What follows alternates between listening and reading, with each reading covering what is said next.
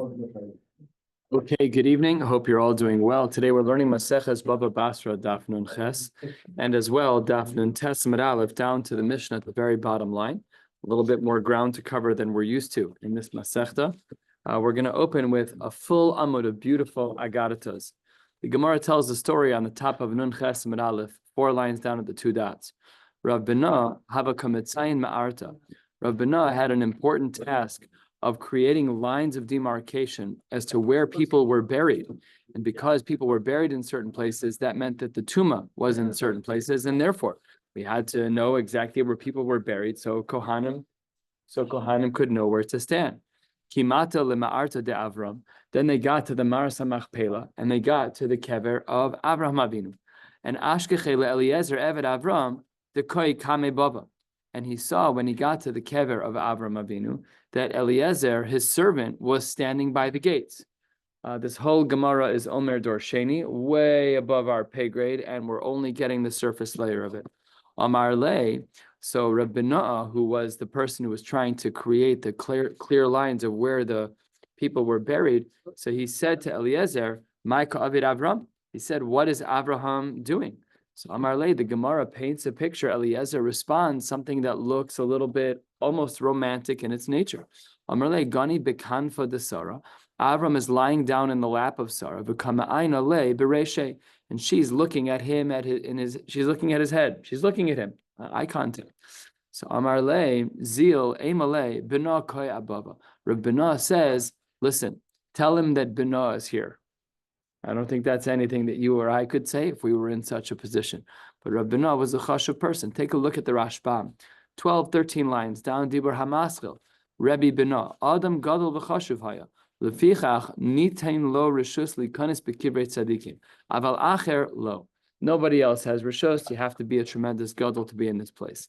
Anyways, Rabbi Noah says to Eliezer, please let Abraham know that Bina is here.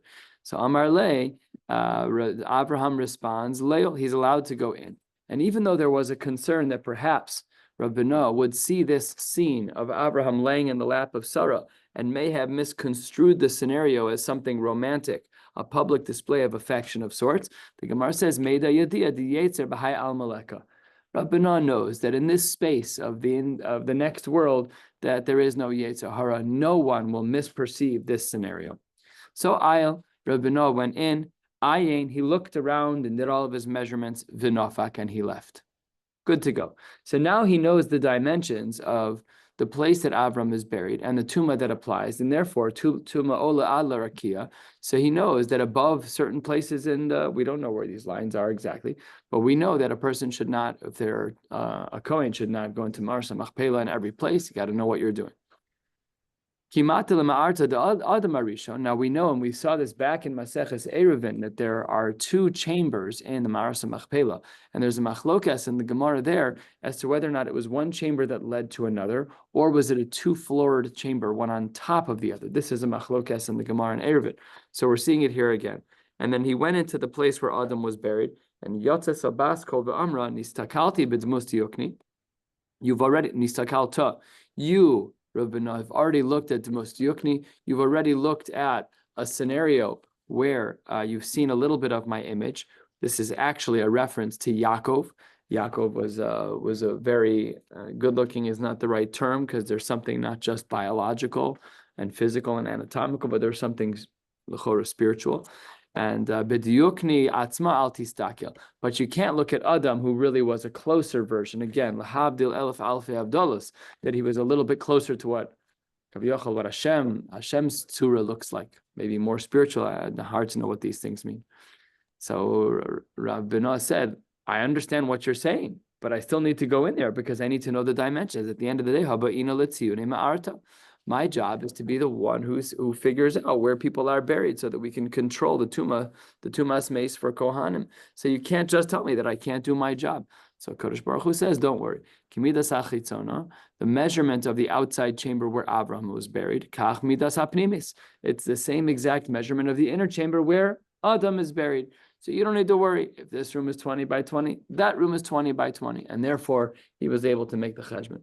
Now, all of this assumes that Adam's room was a room beyond the initial room. So you'd walk into the chamber of Abraham, and then you'd walk a little bit further into the chamber of Adam. Then, of course, we understand what's going on. However, and we're about a quarter of the way down, 5 lines into the wide lines on Nun Ches Amud Aleph. However, if we say that the Ma'aras HaMachpelah was actually 2 layers, floor number 1 and floor number 2, Adam on the bottom, Avram on the bottom and Adam on the top, so then here too, we would still apply the rule of the baskol, and we would say, Kimidas Elyona, Kach Midas HaTachtona. Don't worry, the upper floor and the lower floor are exactly the same size, and because they're the same size, there's really nothing for you to worry about. You can just have, let's say it's 20 by 20, but it's stacked 20 by 20 on 20 by 20. Then you go all the way up above ground, and you make your tziyun, you make your mark. Rabbeinu is going to make a mark that it was 20 by 20, and Shalom Yisrael. The Gemara, I don't know what it means. Sorry, couldn't explain it to you. Amar Benani Stakalti B'Shnei Akevav. I looked at the 2 ankles of Adam Arishon. V'domim l'Shnei Galgalei Chama, and they were similar to the 2 aspects of the sun. Sorry, I don't know what to tell you. I don't know what it means. And then the Gemara speaks about beauty. Hakol bifnei Sarah kikov. Most of the people in the world relative to Sarah were no different than a monkey bifnei Adam. Then just comparing an animal, a monkey, to a person. Sarah bifnei Chava. Sarah's beauty compared to Chava. Chava was way more beautiful. That's also kikov bifnei Adam. Sarah relative to Chava looked like a kof. Again, this is disparaging, but it's meant to show the beauty of the person who was more beautiful, not to knock the other person. Chava bifnei Adam. Chava's looks compared to Adam's kikov bifnei Adam. Adam bifnei Shechina kikov bifnei Adam. So we have this, we have a list of who's more beautiful. And again, I don't want us to be confused by physical beauty alone because it's coupled with spiritual beauty. It's not a Naya as much as it is a Shava. Exactly. It's not meant to knock the previous. Sarah's compliment is she's more beautiful than all but 2 other people on the planet. She's doing fine. And she's a Isha Tznuah. It's not like she's not going to be down on herself for her looks. But again, I don't want to be confused. This isn't a beauty pageant. We're talking about something that's ruchni. We're not talking about something that's gashmi. We're not, yes, there's gashmis, but it's not just that, it's a coupled. And the Gemara, one that we've actually seen a little bit earlier in Bava Metzia, Shufre de Rav Kahana, Me'ein Shufre de Rabbi Abo. The beauty of Rav Kahana was similar to that, but not quite as good as Rabbi Abo's beauty. Shufre de Rabbi Abo, Me'ein Shufre de Yaakov Avinu. Rabbi Abo had a similar look to that of Yaakov Avinu. Shufre de Yaakov Avinu, Me'ein Shufre de Adam Arishon. And Yaakov, as we saw a hint to in the previous Gemara, had a similar look to Adam Harishon.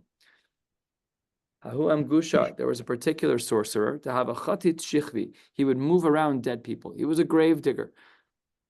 Himata Ma'arta de Rav Tuvi Bar Masna, and when he got to the grave of Rav Tuvi Bar Masna, and he wanted to pillage the grave, whatever goods were put in there, Tavse Bedikne, the corpse, reached out and grabbed the thief's beard. That's pretty nice. He woke up right out of the coffin. It's like, this is where zombie movies come from. It's from Bava Basra Daf Nun Ches. Yeah, it would have been gewaldig. Would have been amazing. So Asa Abaye came to intervene because apparently Abaye was good at dealing with dead people who became alive again. And Amar Le, Abaye said to the mace, he said to Rav Tuvi Bar Masna, B'metusa minach shavke, I beg of you, please let go of his beard. And he did. Now, this guy who was the gravedigger was not the sharpest guy in the room. And the next year, he redug up the same grave of Rav Tuvi Bar Masna. Lashana Achrisi, Hadar Asa, he showed up again. Same grave, same bad story. Tafse Bedikne. And this time again, Rav Tuvi Bar Masna reached out and grabbed the thief's beard. Asa Abaye. Abaye shows up again. He intervened last time. Let's see if he can intervene again. Lo Shavke. No. The mace, Rav Tuvi Bar Masna, would not let go. Ad the icy misapra, the gazil adikne. The only way he would let go was simply by not letting go. And they had to cut off the beard of the thief in order to get him to let go. Again, what does all of this mean? Go take a look at all of the Svarim. The appropriate Svarim to look at are the Maharal, the Chidushi Agados of the Maharsha, which can be found in the back of the Gemara, the Ein Yaakov. There's a lot of places that one can look. I didn't look in any of these places. I'm just letting you know the typical places. These Gemaras are screaming off the page, Omer Dorsheni. They all need to be explained on a deeper level. There was a man, the Amar Lahu, he said to his children, Chavisa de Afra lechad broi. One of my children gets a barrel of dirt. Chavisa de Garmi lechad broi. One of my kids gets a barrel of bones. Chavisa de Udra lechad broi. One of my children gets a barrel of feathers. The problem is, Lo have a yode my Amar Lahu. The kids were like, you're being a little cryptic, Tati. We have no idea what you're talking about. So what did they do? They went to the wise one. Asa lekame de Rabbanah. They went in front of the very wise Rabbanah. Amar Lahu islechu ara. Do you guys happen to have property that's being left over, Yerusha, from your father? Amar le'in. He said, yes. Okay. Islechu chiyusa. Do you guys have any animals, some cattle that are being left over by the Tati? So they said, in. Islechu bistarki. Do you guys have any kinds of pillows or bedding that are being left over? Says the Gemara, in. This is what he meant. When it said the chavisa de ara, that was talking about one of you getting a piece of property. When it said the chavisa of the garmi of the bones, that's talking about someone getting the animals. And what were the feathers talking about? All of the bedding. And that's how the Gemara answers this. The Gemara tells a very unfortunate story about infidelity. 2/3 of the way down, the Gemara says, "Oh, Gabra the Shamala the Bisu the Ka'amra the Barta." Could you imagine the family dynamics here? The father hears his wife, a man hears his wife talking to his daughter. Amai lo tznius bi isura. Why aren't you being more modest when you do isurim with other men? After all, says this man's wife, Hach itza, me, referring to herself, Asara b'ni isla. I have 10 sons. V'leis li me'avuch elachad. But only one of them is from your father. Unbelievable Gemara. Kishachiv, when the father died, Amar lahu, he said to all of his children, Chevra, 9 of you are not my kids. You hit the grave or something, and then the true one does. Very good. We'll see that shortly. The Gemara says that the guy, when he was on his deathbed, Kishachiv, Amar lahu, kol nichse lechad bara. All of them go to only one child. Problem is, lo yadi lahaiminayu. They didn't know which of the 10 kids was supposed to get it. Were they going to do a paternity test? They had no idea who was who. They couldn't tell. So it says the Gemara, Asu l'kamei de Rabbi Binah. Rabbi Binah was obviously the wisest of the men in his generation. Amar lahu zilu chavutu kivra de'avuchon. All of you go and beat the grave of your father adekoi until he wakes up. Umegale lechu lahaiminaychu shabka, until he tells you which one of you are the recipients of the Yerusha. Az lukulhu, everyone went except for one guy. Hahu debrei havalo azal. His actual son couldn't bring himself to do it, which is fascinating because mehechatesi that he knew who he was. All we know is that the mother had tashma shamita with 9 other people and got pregnant and had 9 kids. Lav davka, that the kid knew that he was the son of the father. He didn't know. So this is a kasha. Why? That's your assumption. Why would you say that? Could have been kid number 5, 6, 7, 8, 9, or 10 too. Who knows? All she's saying is that one of the 10 kids was from the father. I thought you were gonna say that he knew because of public debate, like somehow maybe 89. Something above our pay grade. That's Right. possible in a Hanami. Or perhaps, and the Gemara doesn't say this, perhaps the mother told the son, your father is actually him. Could be. Could be. But all the boys would have assumed that the father was their father. Okay, this requires a little bit of research to get the case clear, but we're not going to do that now. All of the properties of the father go to the son who was not willing to hit the grave. Now, all the other 9 boys were pretty upset. Azlu, achlu korza be malka. They went and they went and they ratted on the father. Because they said, Amre, they said to the government, Ikra Gaber Chad B'Yudoi, there's a yid, the Kamafik Mamonami Anshe Belo Sade, who's taking money away from all of these boys with no witnesses, Uvelomidi, with no background. It's not right. So they were moser on this guy, which is itself bichlal something very common. Asyuhu Chavshu, they captured the guy and they put him in jail. Now, Rav Binah's wife, what? Wherever the government was. They mastered him to the government, and the government put him in jail for being a dishonest. He took everything into his own hands. I don't know where Rabbi Binah lived, but whatever the answer is, it is. They put him in jail. So Like when Israel was its own separate country. the Chora not. Had it been that Eretz Yisrael was like with a Bezdin, no one would have done that. He was Rabbi Binah. He was a massive Talmid Chacham. I mean, that's an understatement, but he knew everything. So he could paskin anything. It had to be at a time when we were subject to the rule of another nation. So now Rav Beno is in jail. We're 6 lines from the bottom of Nun Ches Amud Aleph. And the Gemara says, Ozla de Bisu, his wife came along, Amra lahu, and she told a crazy story to the secular courts. Avda chad havali, I had an evet. Pasku l'reishe, I cut off his head. Upashtu l'mashche, and I took his skin. Achlu bisre, and ate his flesh. And then with the remaining skin, v'kamalu be'maya, we filled up his body, his skin, with water. Umashku be'lechavraya, and I gave this human body as a flask to other people to drink. Nobody paid me for what I did for them. So the Bezdin was like, what is going on here? This is like Jeffrey Dahmer territory. Like, what's going on here? Lo yada mai ka'amra lahu. They listened to the case. They're like, this can't be. It just can't be. What actually happened? So what did they decide to do? Amre nesu lechakima de Yehudoi v'lema. Let's go bring the Jew who's so wise, this particular wise Jew, and let's bring him so he can answer for us. So Karyuhu l'Rebbino, that's how he got out of jail. And because he was so wise, he was pulled out of jail. Amar lahu, he knew his wife very well. He knew that the ruse was that she would present a case that was so complicated for the secular courts to understand. And they knew she was a Yid. She looks like a Yid. And basically that's what ended up getting her out of jail. So then the Gemara says, Amar lahu, what did Rabbanah say that his wife was talking about to the Bezdin? Zarnuka Amar lahu. She was talking about a flask that's made out of leather from an animal. I didn't mean Eved in the classical sense of a human, but rather we were talking about an animal. That's what the Rashbam says, 3 lines from the bottom. That Nod shel or v'kach amra tayish hayali. I had a small animal. Rashbam explains the case. All right, so now he's out of jail. Amre hol v'chakim kuli hai, because Rabbanah is so wise.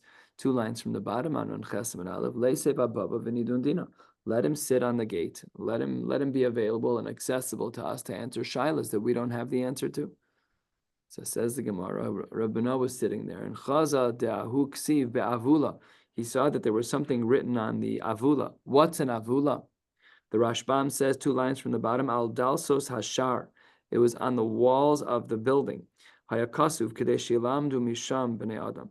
It's kind of like when you walk into court and it says, don't bring your cell phone into the court, no photography. They had a line on the door. What did the line say? Quote, Kol dayan demiskari ledin lo shmei dayan. Any dayan who gets himself into a case of a bezdin, he's no longer a dayan. You have to be above reproach. That's what the Gemara says. So Amar lahu, Rabbanah's like, that's pasha not true. Because elame'ata, if that's true, that any bezdin case that a dayan is brought into, if it makes him puzzle for being a dayan, if that's true, then also inish me'alma. Anyone could make a claim against the dayan, turning to the top of an unchesimid base. Umezamnin ladinu pasle. If I'm upset at a dayan, all I need to do is summon him to bezdin, and then he loses his job. So Rabbanah was saying, what kind of rule is that? That means that anyone who wants to passel this dayan, all he has to do is one thing. Oh, I hereby summon Rabbi X, who is a dayan, to bezdin. Ella, it must be that what is a more appropriate line is to say, Kol dayan who's actually guilty. Kol dayan de miskari ladin, umafkin minei mamona bedin. If you have a dayan who's guilty and the court, the bezdin, finds in the favor of the other person and the dayan has to pay, oh, that's lav shmei dayan. But just to say that he was brought into the din Torah, that's not his. Lav dafka, he did anything wrong. And therefore, kasu hachi, they listened to Rabbanah. They had the original line on the door. They didn't erase it, but they added a line. Biram, however, our line says that anyone who gets brought into Bezdin, into a din Torah as a dayan, can no longer be a dayan. Biram, however, savedi hudoy amre, the wise people of the Jewish people say, kol dayan dimiskar ladinu mafkin minei mamona bedin lav shmei dayan. So now they got the people who put all those words on the door, they got them to come out and they added another line to the door to make it a little bit more inclusive. And similarly, there was another line that he saw The Gemara says, Chaza techsiv b'rosh kol mosa on-the-Daf, that the one that is in charge of all of the death, I am blood. Namely, that having too much blood in the system causes for death. And b'rosh kol chayin ana chemar. And the one that is at the head of all healing, I am wine. Namely, wine keeps people from getting sick. So says the Gemara. Pretty fascinating. I have seen the other way, but let's see.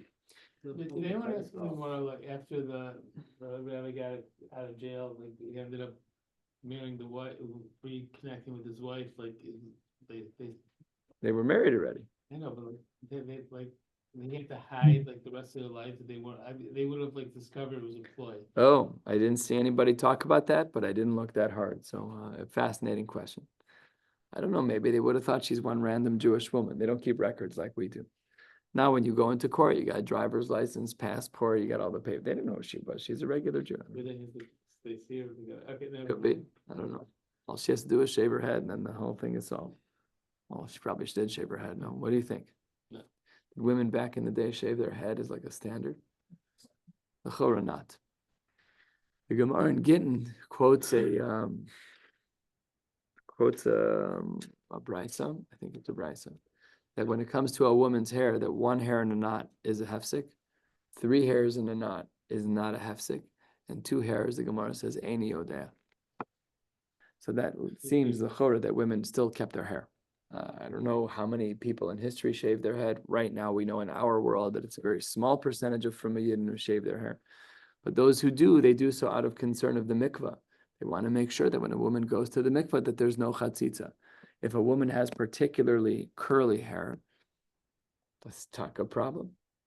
It's a problem. They have to brush their hair. They have to straighten their hair. It's a whole to-do. You cannot go to the mikvah with hair that's in knots. I understand. If somebody has super straight hair, it's less of an issue. What? Oh. Okay, so says the Gemara, what about this line that blood causes all death and wine heals all wounds? Elamayata, if that's true, the nafil me igro means if a person falls off of a roof and dies, or the nafil me diklo means a person falls off of a tree and dies. Domakatle. You're saying that the blood caused him to die? No, the blunt force trauma of falling on your head from 100 feet is what killed you. Says the Gemara, Vesu, and furthermore, man dedarche lemeimas, a person's on their way to die. It's let's call it in our parlance, stage 4, whatever. Well, you could go get me a bottle of Merlot. That's going to save the guy's life. Mashku lechamra v'chai. That's not how the way the world turns. It's just not correct. So the Gemara says, Ella, hachi boy lemichtav. This is what it should have said on the door. Berosh kol marin on-the-Daf. In general, illness does come from those that have blood issues. Berosh kol asvan on-a-chemar.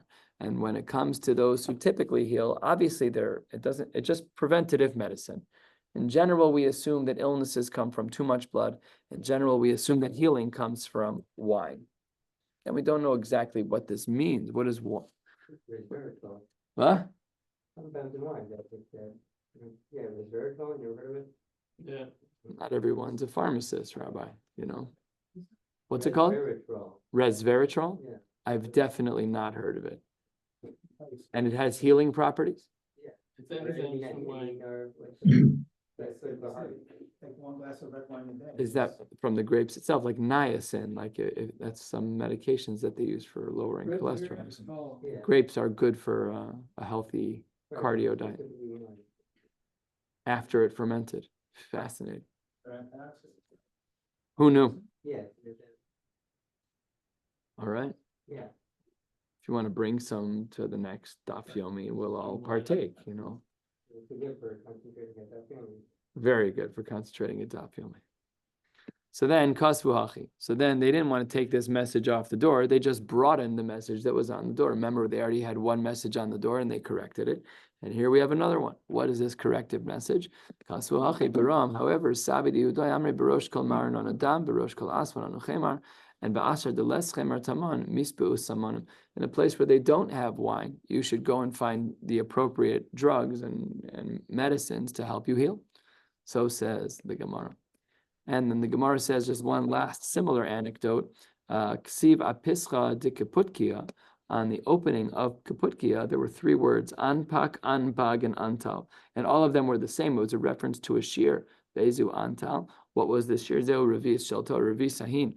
It was a reference to a shiur of Torah that we see in the Torah, which is a revis.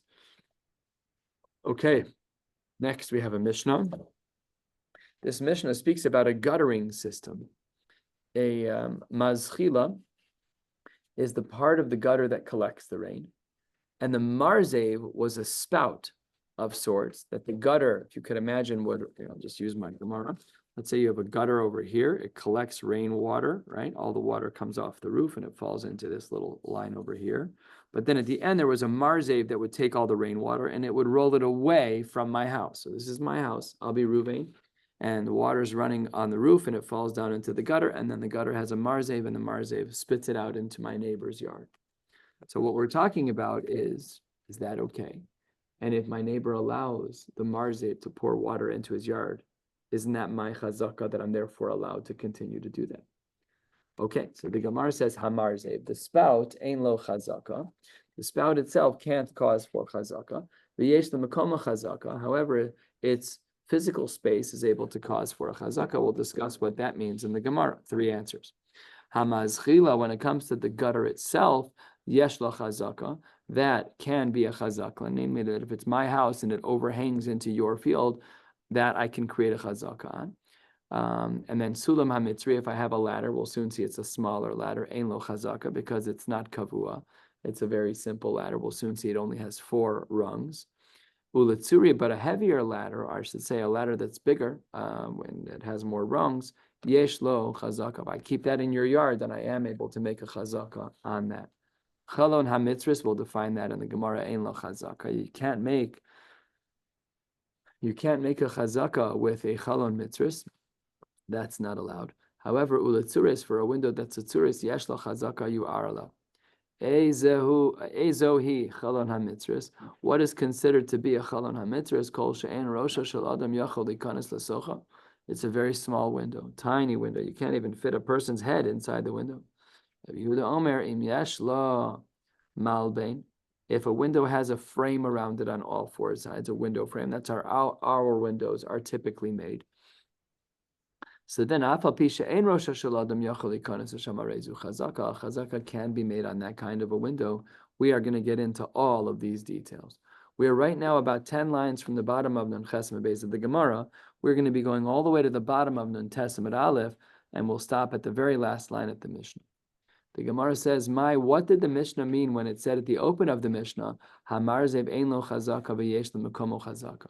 The marzev is a spout, ein lo chazaka. You're not allowed to make a chazaka based on what the marzev does, which is that it pours water into the neighbor's yard.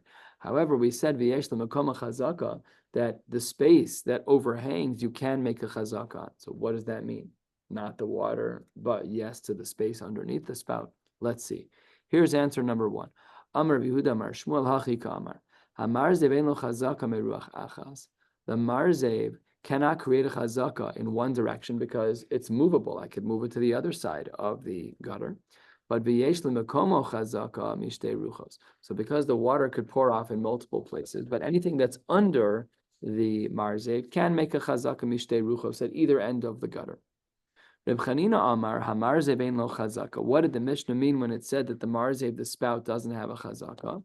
It's ein lo chazaka shimaya aruch mekatro, that if it was so long, let's say it was 3 feet long, and my neighbor said, it's too long, Phil, you got to shorten it, I'd have to listen to him. V'yesh l'mekomo chazaka. However, the item itself can't be removed in full. You can't tell me not to have a marzev, because shim bala okro, if my neighbor said to me, Phil, you need to remove the marzev, that he's not allowed to say, eino okro. So that's answer number 2. And answer number 3, we'll ask a question on answer number 3 on the top of the Amud. Rav Yirmiyah bar Abba Amar hamarzev ein lo chazaka. What did that part of the Mishnah mean when it said that the spout has no chazaka? She'im rotze livnos tachtov boneh, that one is allowed, in fact, to build underneath the. They're allowed to build underneath the marzev. V'yesh l'mekomo chazaka. What does it mean that the bailim are able to say that you can't make me remove the marzev? That means shim bala okro eno okro, that you're not allowed to force me to remove it because I need a way to keep my house safe. So I'm allowed to have the marzev. Not on the top of Nun Testament Aleph, the Gemara has a problem with the third answer. Hamazchila yesh la chazaka. We had said that in regards to the gutter itself has a chazaka. Bishlama lamanda amar hani tarti shapir. The first two answers, the answer of Rabbi Yehuda amar Shmuel, and the answer of Chanina, both of those answers make sense as it relates to the maschila, because we're comparing and contrasting the marzev, which is movable, to the maschila, which is not. Totally understood. However, the third answer of Rav Yirmiyah was talking about building underneath it or asking someone to remove it. Why do we have to teach a different din of the maschila? So says the Gemara, here we're talking about a maschila that's built into the house. Namely, it's built out of stone. And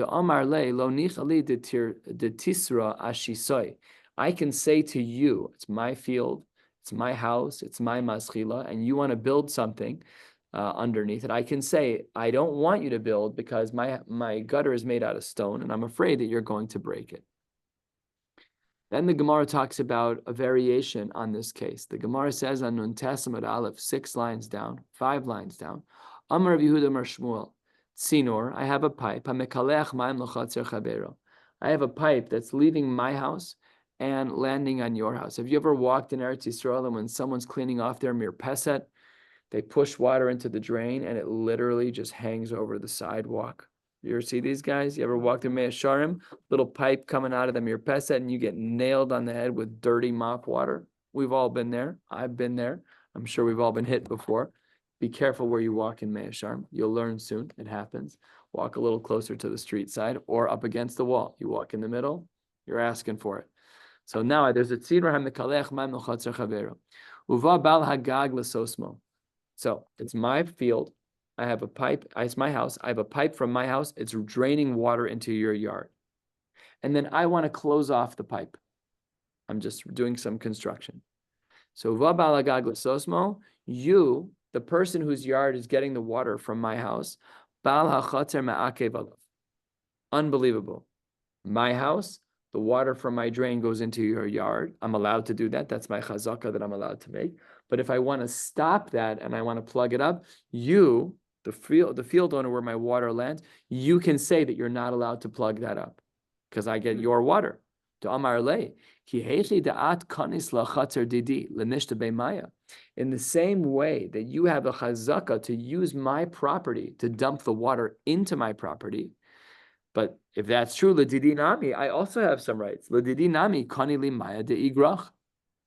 But then I get the water, and you have no right to say that I can't get the water. It's two sides of the same coin. If you're saying that you have the right to dump your water in my yard halachically, then I have the right to the water in the yard, and you can't stop it. So this is a machlokes amoraim. Itma Rav Oshaya Amar me'akev, Reb Chama Amar enu me'akev. It's a machlokes as to whether or not the Baal HaChatzer is allowed to stop the Baal Hagag from allowing the water to flow from the pipe of my house into your yard. Azal Shaila le Rabbi Bisa. They went to go ask a Shaila to Rabbi Bisa. Rabbi Bisa, take a look at the Rashbam, a historical one, halfway down, 12 lines or so before the middle width lines in the Rashbam. Azal Shaila le Rabbi Bisa. Aviv shel Reb Chama was a Kanel shel Reb Oshaya. This was the father of Reb Chama and the grandfather of Reb Oshaya. So they asked the Shaila to him, Amar luhu me'akev. Unbelievable. Ladina. He holds that the Baal HaChatzer is allowed to stop the Baal HaGag from closing the pipe that runs from my house into your yard. Because, as the argument was in the Gemara earlier, in the same way that you earn the right to allow the water to fall in my yard, so too I earn the right to stop you from not letting me get the water. Kari ale in regards to Rav Oshia. Kari ale Rami Bar Chama ve'achuta meshulash lo b'mehera yinatek. This is a well-known pasuk from Sefer Koheles that the 3 braided rope will not soon break. And the Gemara says, who is this talking about? Zeh Rav Oshaya. Because who were his generations? Rav Oshaya, Benol Shel Reb Chama, Benol Shel Reb Bisa. And the Gemara says, when you have a tzaddik ben tzaddik ben tzaddik, be'achuta meshulash lo b'mehera yinatek. Halfway down on Nun Testament, the Gemara says, Sulam HaMitzri ein lo chazaka. Why is it that the Sulam HaMitzri that I put in your yard is not one that's allowed to establish a chazaka such that I can keep it in your yard? Hey, Chidam is Sulam HaMitzri. What is this Sulam HaMitzri where there's no chazaka? If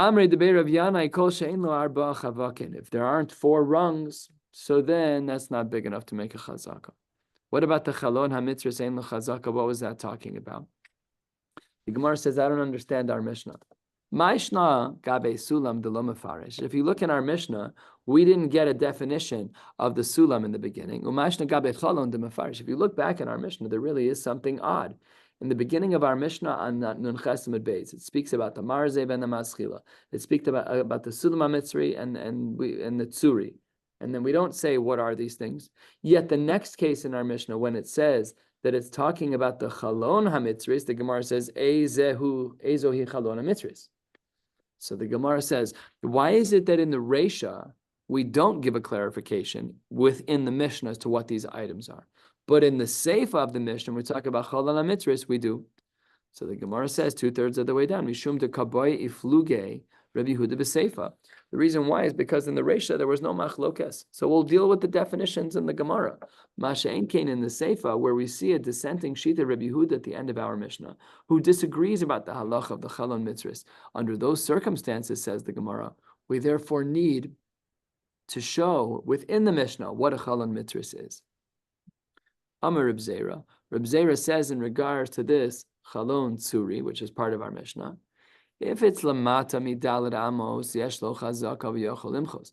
If it's below 4 amos, then there is a possibility that I, as the homeowner, can make a chazaka that I'm allowed to see into your yard. V'yochol imchos, you're allowed to make a macha. Lamala me arba amos, ein lo chazaka v'en yochol imchos. If it's above 4 amos, then I, as the balabais, cannot make a chazaka, and you, as the balachatzer, cannot make a macha. It's too high off the ground. Rabbi Ilah Amar afilu lemala me arba amos ein lo chazaka. Even above Dalet Amos, you're right. I can't make a chazaka, but you still can be mocha. You, the balachatzer, you can say it's not fair. You can see into my yard. You need to do something about that. Lema, perhaps we should say that the machlokes between Reb Zera and Reb Ilah is bekofen al midas stom kemiflagei. We know that kofen al midas stom is a horrible midah, which is that just because I can't have it, you can't have it either, even though there's no detriment to me. So perhaps the machlokes between them is demar savar kofen al midas stom, umar savar ein kofen. So it says the Gemara lo, 7 lines from the bottom of Nun Testament Aleph, lo, the kule alma kofen. Everyone agrees that we are kofen al midas stom, that we don't allow people to behave this way. And sometimes children do this. They say, well, if I can't have it, you can't have it. That's midas stom. So we have to parent away from that. It's not good midos. We don't tell our children to hurt someone just because they can't get something. It's terrible midos. So everyone agrees, says the Gemara, that we're kofen al midas stom, that we don't allow for this. The shiny hacha, this case is different with the window. Why is it that we have a machlokes when the window is above Dalet Amos? If yes or no in regards to the balachatzer having the ability to be moche. So it says the Gemara, to Amar Le, the concern of the balachatzer could be that zimnin de mosvas sharshifa tusach, that perhaps a person could put a bench in such a way where they can see something, v'kaimas v'lo chazis, v'kaimas v'kachazis, and he can see inside. So anyways, that's not really a case of midas stom. And last but not least for the day, this is our longest shiur, I think, since Daf Chav Tes, when Rashi passed away. Hahu de asa l'kamei de Rav Ami. There was a person who came in front of Rav Ami. Shadre l'kamei de Rabbi Abba bar Mamel. Amar le avid le ki Rabbi La. One shita held like Rabbi La that even above Dalet Amos a person could be moche. Amar Shmuel ule ora, if that window was for light purposes and not just for design. If you look culturally yesh lo chazaka, then for sure pashut a person can have a chazaka with that window. We're going to stop right here in Mirza Hashem on Shabbos. We'll pick up with Nun Testament Beis as well as Daf Samech. Daf Samech has a bunch of well-known Braisas, I should say Agadatas. We'll get there, and we'll stop right here. Wishing you all a beautiful night.